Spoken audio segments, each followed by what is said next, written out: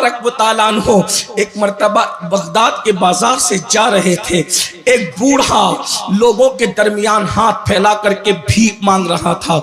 जवानों बहुत गौर से सुनना, कमा कर उड़ाने वालों, कमा कर अय्याशी करने वालों, दौलत के नशे में रब को भूलने वालों, दौलत और जवानी के नशे में खुदा की इबादत से दूर भागने वालों, याद रखो जरा अल्लाह रब्बुल इज्जत के कानून पर भी नजर रहे, उसकी गैरत पर भी नजर रहे।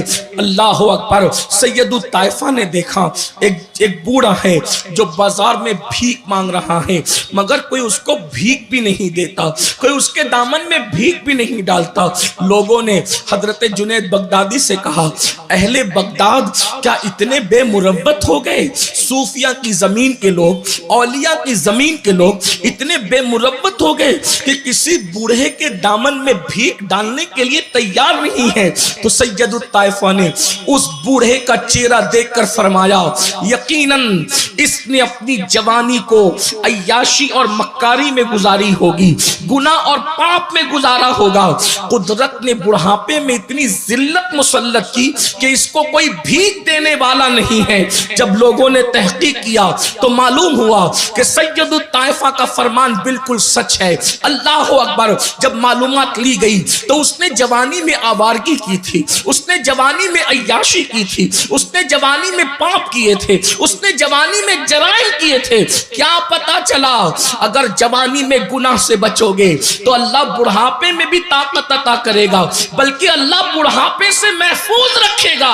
इसलिए कि सफेद दाढ़ी का नाम बुढ़ापा नहीं है, जिस्म की कमजोरी का नाम बुढ़ापा है, आंखों की रोशनी चले जाने का नाम बुढ़ापा है, बालों के झड़ जाने का नाम बुढ़ापा है। अल्लाह अकबर। आज़ा के कमजोर हो जाने का नाम बुढ़ापा है। देख लो अल्लाह के वलियों को, जिस वली की जिंदगी को देखोगे, अल्लाह अकबर, 90 साल के होने के बाद भी उनके जिस्म की ताकत मौजूद है। क्या आप सरकारे गौसे पाक को नहीं जानते?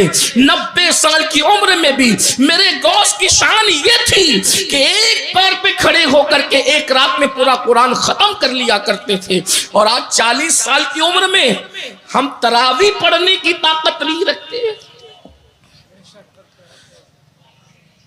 अगर कहीं कुरान इत्मीनान से पढ़ा जाता है तो लोग वहां नहीं जाते, क्योंकि खड़ा नहीं रह जाता।